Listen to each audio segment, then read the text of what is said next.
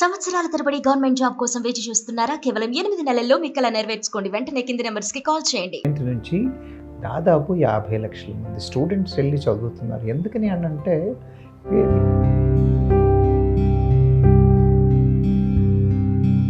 Present ఇప్పుడు H1 visa ఉన్న వాళ్ళకు ఉన్నటువంటి ప్రాబ్లమ్స్ ఏమున్నాయంటారు? యుఎస్లో ఒక OTP ప్రోగ్రామ్ అని ఓకే, ఆప్షనల్ ప్రాక్టికల్ ట్రైనింగ్ అంటే ఏంటి, ఇంటర్న్షిప్ చేయడం. దాదాపు మీకు 12 నెలల టైం ఇస్తారు H1B రావడానికి. అవే మీ H1Bకి ప్రాసెస్ చేయడానికి ఇచ్చేస్తాయి. What about L1 visa? L1లో 2 రకాలు, L1BA అండ్ L1B అని చెప్పేసి. అలాంటి వీసాలు వచ్చిన వాళ్ళు అవి గుడ్డా బ్యాడా అంటే ఒక విధంగా గుడ్, ఎందుకంటే 7 ఏళ్ళు ఇబ్బంది లేకుండా ఉండొచ్చు. ఈ మధ్యలో ఉద్యోగం పోయింది, జాబ్ పోయిన తర్వాత 60 రోజుల్లో ఇంకో ఉద్యోగం వెతుక్కోవాలి 60 days లో. ఈ 60 days లో ఉద్యోగం దొరకకపోతే మూట ముళ్ళే సర్దుకుని బ్యాక్ టు బ్యాక్ వచ్చేసేయాలి. కెరీర్ బిల్డప్ చేసుకోవాలంటే ఎలాంటి విధానాలు పాటించాలంటారు? We should be abreast with the latest technologies. చదువుతూనే ఉండాలి, కోర్సులు చేస్తూనే ఉండాలి, సర్టిఫికేషన్ ప్రోగ్రామ్స్ చేస్తూనే ఉండాలి. ఎప్పుడో డిజాస్టర్ వచ్చినప్పుడే నేను ఉద్యోగం వెతుకుతాను అని కాకుండా. ఇప్పుడు లే ఆఫ్స్ కి ఎవరైతే గురవుతున్నారో ఈ ఇంపాక్ట్ అనేది వాళ్ళ పిల్లల పైన కానీ, ఫ్యామిలీస్ పైన కానీ, పిల్లల ఎడ్యుకేషన్ పైన కానీ ఎలా ఉంటుందంటారు? రేపు పొద్దున్న డిజాస్టర్స్ అవుతే ఎలా మెయింటైన్ చెయ్యాలి అన్న రెసిలియన్స్ను కూడా పిల్లల్లో కూడా బిల్డ్ చేయాల్సిన అవసరం ఎంతైనా ఉంది. ఎప్పుడు నాకు ఇండియాకి టికెట్ ఇచ్చినా నేను వెళ్ళిపోగలను అన్న మైండ్ సెట్ ఉండాలి. ఇక్కడ ఇండియాలో ఉన్న పేరెంట్స్ని అలాగే ప్రిపేర్ చేసి పెట్టుకోవాలి, వాళ్ళ ఫ్యామిలీని కూడా అలా ప్రిపేర్ చేసి పెట్టుకోవాలి. ఇప్పుడు ఎందుకు ఇంకా వెళ్ళాలి అనే ఆలోచన మారట్లేదంటే ఏం చెప్తారు? ఇక్కడ ఇబ్బంది పడుతున్నావు, అక్కడ ఇబ్బంది పడతావు, okay let me go try. అదే అక్కడే వెళ్ళి ఇబ్బంది పడతాం. అబ్సల్యూట్లీ, అక్కడ వెళ్ళి ట్రై చేస్తాను, ఓకే కాకపోతే వచ్చేస్తాను. హాయ్, హలో, నమస్తే, welcome back to Suman TV. Welcome to talk show. ఈరోజు టాక్ షోలో మనం మాట్లాడుకోబోయే ఎపిసోడ్ ఏంటంటే USA లే ఆఫ్స్. మరి దీనివల్ల విద్యార్థులు ఎదుర్కొంటున్న సమస్యలు ఏంటి, మరి దీనికి పరిష్కారాలు ఏంటి అని చెప్పడానికి, దీనిపై మరింత సమాచారం ఇవ్వడానికి ఇవాళ మన టాక్ షోకి వచ్చారు మేనేజ్మెంట్ కన్సల్టెంట్ సంపత్ సముద్రాల గారు. సార్తో మాట్లాడదాం. నమస్తే సార్. నమస్తే Naveena. Sir, welcome to talk show. అమెరికాలో లే ఆఫ్స్ అవుతున్నాయని తెలిసినప్పటికీ కూడా మన స్టూడెంట్స్ ఎందుకు USA వెళ్ళడానికి లేదంటే ఇతర దేశాలకు వెళ్ళడానికి ఎగబడుతున్నారు అని అనొచ్చు అంటారా? అవునమ్మా, ఎగబడుతున్నారు అనొచ్చు, కానీ దానికి కారణాలు ఉన్నాయి. మనం వెళ్ళి చూసినట్టయితే యునెస్కో రిపోర్ట్లో ఏముంటుందంటే, ఇండియా నుంచి కానివ్వచ్చు, చైనా నుంచి కానివచ్చు, పాకిస్తాన్ ఇలాంటి కంట్రీస్ అన్నింటి నుంచి దాదాపు 50 లక్షల మంది స్టూడెంట్స్ వెళ్ళి చదువుతున్నారు. ఎందుకని అంటే వీఆర్ లార్జ్ కంట్రీస్, అవకాశాల కోసం వెతుకుతూ ఉంటారు. మీరు USAకి వెళ్ళి చూసినట్టయితే USAలో దాదాపు 11-12 ఇంటర్నేషనల్ ఫేమస్ యూనివర్సిటీస్ ఉన్నాయి. అదే మీరు న్యూజిలాండ్కి వెళ్ళారనుకోండి, పిల్లలకి రీసెర్చ్ కమ్యూనిటీ, స్టూడెంట్ కమ్యూనిటీ చిన్నగా ఉంటుంది, రీసెర్చ్ చేయడానికి చాలా అవకాశాలు ఉంటాయి. అదే మీరు జర్మనీ దగ్గరికి వెళ్ళారనుకోండి, జర్మనీలో ఏంటంటే ఒక స్టేజ్ తర్వాత పబ్లిక్ యూనివర్సిటీస్లో ఫీజులు మాఫీ లాంటి అవకాశాలు ఉంటాయి. మీరు ఆస్ట్రేలియా లాంటి కంట్రీస్కి వచ్చినట్టయితే వాళ్ళు ఏం చేస్తారు అని అంటే, మీరు చదువు తర్వాత కూడా ఉద్యోగం తర్వాత కూడా చదువు అన్న ఫెసిలిటీసు, కంఫర్ట్ లెవెల్స్ వాళ్ళు ఇస్తారు. మీరు అదే కెనడాకి వెళ్ళి చూసినట్టయితే, కెనడా చాలా కండ్యూసివ్ ఎన్వైరన్మెంట్, మల్టీకల్చర్ పీపుల్ అంతా ఉండడం వల్ల అంటే ఆ థ్రెటన్ ఫీలింగ్ ఎక్కడో వేరే దేశానికి వెళ్ళాము అనేది ఉండదు.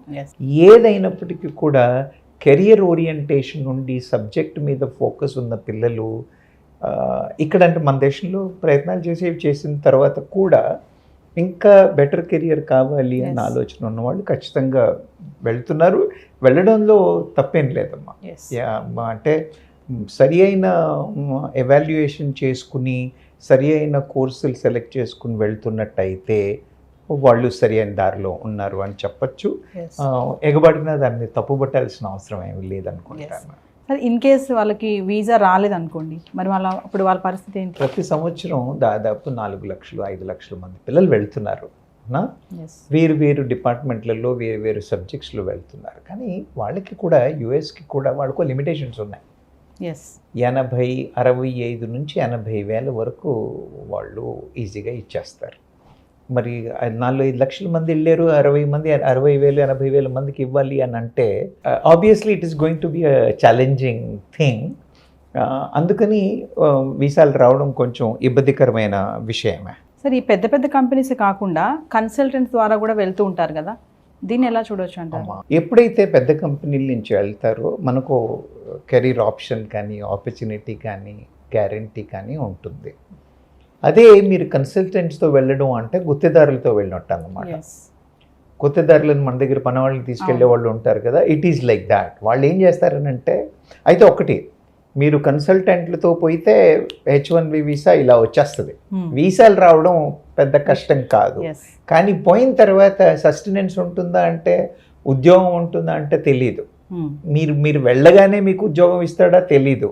మిమ్మల్ని తీసుకెళ్ళి బెంచ్ మీద పెట్టచ్చు. ఉద్యోగం మధ్యలో పీకేసి మిమ్మల్ని బెంచ్ మీద పెట్టచ్చు.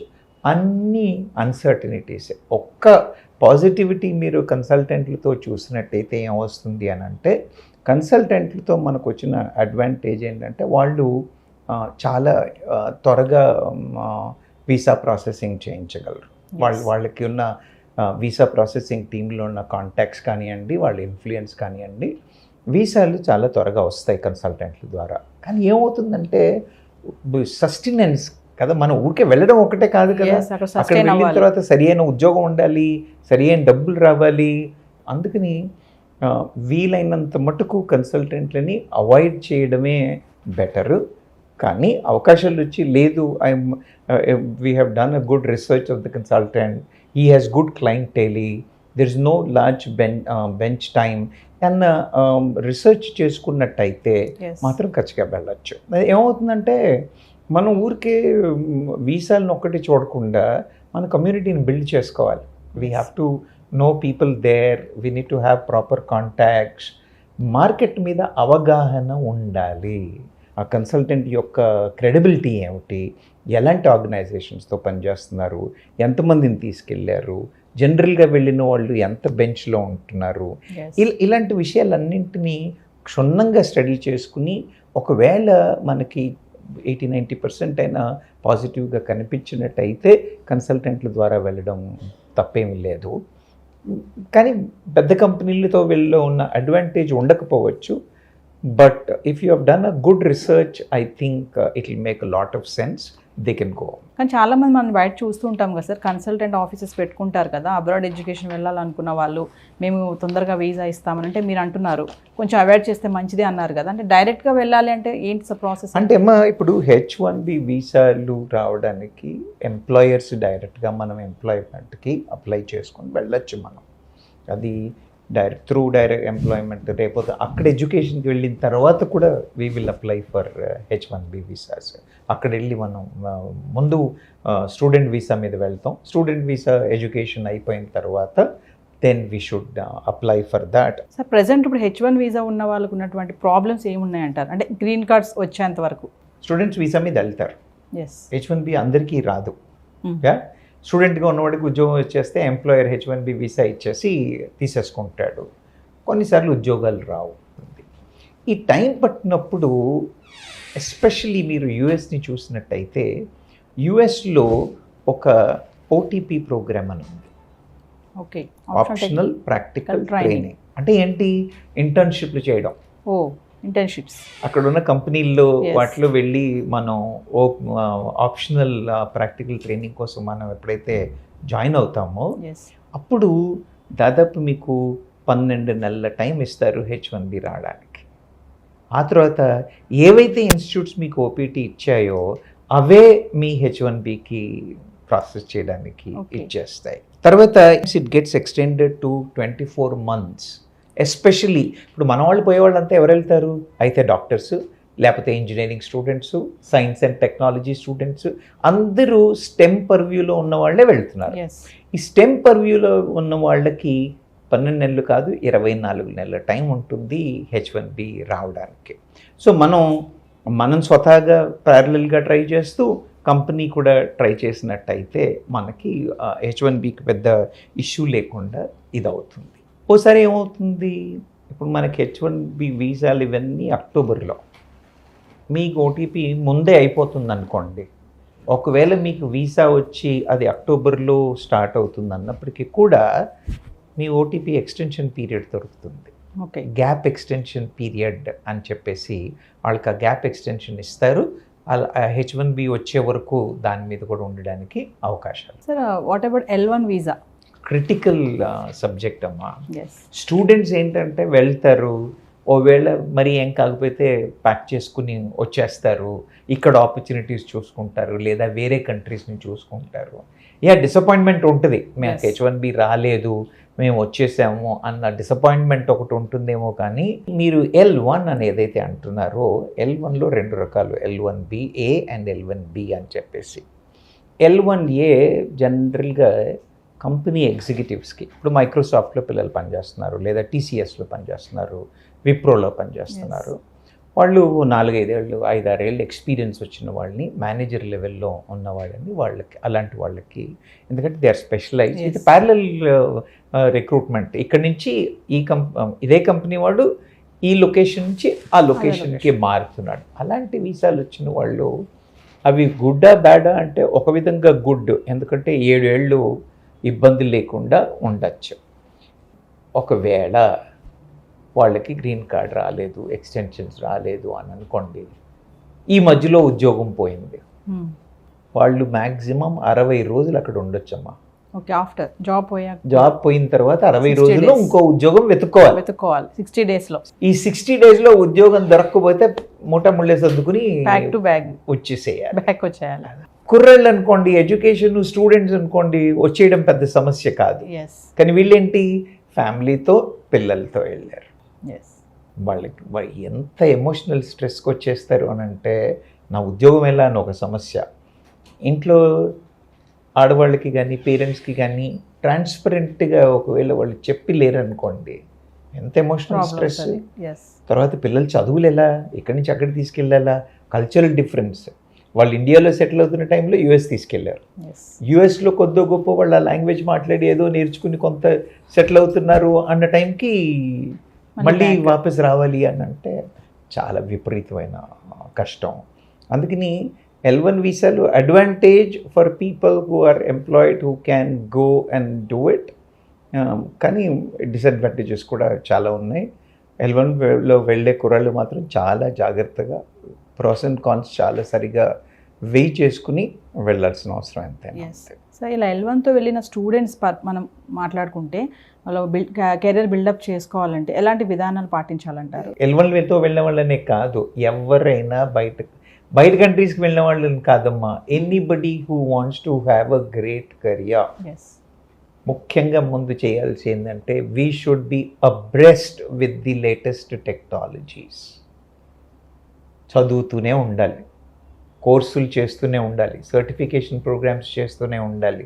లింక్డ్ఇన్ లాంటి నెట్వర్క్లో ఏమవుతోంది, మార్కెట్ ఏమవుతోంది అన్న స్టడీస్ బాగా చేస్తూ ఉండాలి. ఉద్యోగ అవకాశాలు ఎలా ఉన్నాయి, ఏమున్నాయి అని రెగ్యులర్గా కంటిన్యూస్గా మానిటర్ చేస్తూ ఉండాలి. ఎప్పుడో డిజాస్టర్ వచ్చినప్పుడే నేను ఉద్యోగం వెతుకుతాను అని కాకుండా specific skill improvement. As the market changes, as the requirement in the market changes, skill enhancement with certification programs, distance education programs, higher education, ఈ higher learning, తర్వాత ఆ సబ్జెక్ట్కి సంబంధించిన అసోసియేషన్స్లో మెంబర్లుగా ఉండడము, ఇలాంటి యాక్టివిటీస్ అన్ని చాలా సీరియస్గా చేయాల్సి ఉంటుంది. అలా కాకుండా ఉద్యోగం రాగానే 4 డబ్బులు ఖర్చు పెట్టేసి ఐఫోన్ కొనేసుకోవడం, ఇంట్లో వాళ్ళకి 4 వస్తువులు కొనిపెట్టడం, డబ్బులు చేతుల్లో లేకుండా చేసుకోవడం, చదువు మీద దృష్టి పెట్టకపోవడం. The learning is never ending అమ్మ. ఎస్పెషలీ ఇలాంటి ఉద్యోగాలు వాళ్ళకు మాత్రం వాళ్ళు every day they should be on the learning mode only. Sir, ఇలా L1 వీసాతో వెళ్ళి ఇప్పుడు లే ఆఫ్స్కి ఎవరైతే గురవుతున్నారో ఈ ఇంపాక్ట్ అనేది వాళ్ళ పిల్లల పైన కానీ, ఫ్యామిలీస్ పైన కానీ, పిల్లల ఎడ్యుకేషన్ పైన కానీ ఎలా ఉంటుందంటారు? డిఫికల్ట్ అయిన సమస్య అమ్మ, వెరీ వెరీ డిఫికల్ట్ థింగ్. ఉద్యోగం పోయిందన్న భయం, టెన్షన్. రెండోది ఇంట్లో వాళ్ళకి ఎలా చెప్పాలి అన్న టెన్షన్. ఇంట్లో వాళ్ళకి చెప్పగానే వీళ్ళు సైకలాజికల్గా డౌన్ అవుతారు, వాళ్ళు సైకలాజికల్గా డౌన్ అవుతారు. పిల్లల్ని ఆ స్టేజ్కి రెడీ చేసి పెట్టలేదనుకోండి, if you don't keep them, పిల్లలకి కూడా తెలియాలి మనం ఎలాంటి వాతావరణంలో ఉన్నాము, రేపు పొద్దున డిజాస్టర్స్ అవుతే ఎలా మెయింటైన్ చెయ్యాలి అన్న రెసిలియన్స్ను కూడా పిల్లల్లో కూడా బిల్డ్ చేయాల్సిన అవసరం ఎంతైనా ఉంది. నేను చెప్తాను కదమ్మా, డబ్బులు ధారాళంగా ఖర్చు పెట్టేసుకుని డబ్బులు దగ్గర పెట్టుకోకుండా హగావుగా ఖర్చులు పెట్టి లగ్జరీ లైఫ్ చేసి డబ్బులు ఉన్నాయి కదా అని చేస్తే మాత్రం L1 వాళ్ళు చాలా చాలా జాగ్రత్తగా ఉండాలి. అది కాకుండా ఇలాంటి పరిస్థితుల్లో అందరూ సైకలాజికల్గా దెబ్బతింటారు. ఎప్పుడు నాకు ఇండియాకి టికెట్ ఇచ్చినా నేను వెళ్ళిపోగలను అన్న మైండ్ సెట్ ఉండాలి. ఇక్కడ ఇండియాలో ఉన్న పేరెంట్స్ని అలాగే ప్రిపేర్ చేసి పెట్టుకోవాలి, వాళ్ళ ఫ్యామిలీని కూడా అలా ప్రిపేర్ చేసి పెట్టుకోవాలి. నేను అక్కడ సెటిల్ అవుతున్నాను అన్న గ్రీన్ కార్డ్ వచ్చే వరకు నేను సెటిల్ అవుతున్నాను అన్న ఇండికేషన్ ఎవరికి ఇవ్వద్దు, including the kids and family. They all should know that అవసరం పడితే మేము రేపు ప్యాక్ చేసుకుని ఇండియా వెళ్ళిపోతాము అన్న మైండ్ సెట్లో ఉండి చేసినట్టయితే చాలా సక్సెస్ఫుల్ అయ్యే అవకాశం. ఖచ్చితంగా సైకలాజికల్గా ప్రిపేర్ చేసుకోవాలి మైండ్. ఖచ్చితంగా సైకలాజికల్గా ప్రిపేర్ అవ్వాలి. ఒకవేళ మనం కాదు కొంత వీక్ మెంటాలిటీ మనం చేయలేకపోతున్నాం అని అంటే మన దగ్గర సైకాలజిస్టుల దగ్గరికి వెళ్ళడానికి భయపడతారమ్మా. చాలా మొహమాట పడతారు, భయపడతారు. చాలా తప్పు. నేను ఎందుకు వెళ్ళాలి సైకాలజీ? చాలా చాలా తప్పు. అలా కాకుండా సైకాలజిస్టుల దగ్గర, సీనియర్స్ దగ్గర, ఎక్స్పర్ట్స్ దగ్గర వెళ్ళి మాట్లాడి అడ్వైస్ తీసుకోవడంలో ఏం పొరపాట్లేదు. అంత దూరం ఎందుకు వెళ్ళాలి, అక్కడ ఎందుకు ఆ ప్రాబ్లమ్స్ ఫేస్ చేయాలి అంటే దీనికి ఏం చెప్తారు సార్? ఇంత తెలిసినా కూడా నేను అబ్రాడ్ వెళ్ళి చదువుకోవాలి, హైయర్ స్టడీస్, నా కెరియర్ బాగుండాలి అంటే ఉద్యోగాల కోసం వెళ్ళే వాళ్ళు ఉన్నారు, చదువు కోసం వెళ్ళే వాళ్ళు కూడా మీరు అన్నట్టుగా ఫ్యామిలీస్ కూడా వెళ్ళే వాళ్ళు ఉన్నారు అక్కడ స్థిరపడాలని. అయినా మరి ఇంత ఇలాంటి ఎదురవుతున్నా కూడా ఎందుకు ఇంకా వెళ్ళాలి అనే ఆలోచన మారట్లేదు అంటే ఏం చెప్తారు సార్? మనకు ఎంప్లాయ్మెంట్ గ్యారంటీ ఉందా? లేదు. ఉద్యోగం వచ్చే అవకాశాలు ఉన్నాయి అన్న నమ్మకం ఉందా? డౌట్ అక్కడ కూడా. అవునా? ఉద్యోగ అవకాశాలు తక్కువే, వచ్చిన ఉద్యోగం ఉంటుందా అనేది కూడా తక్కువే.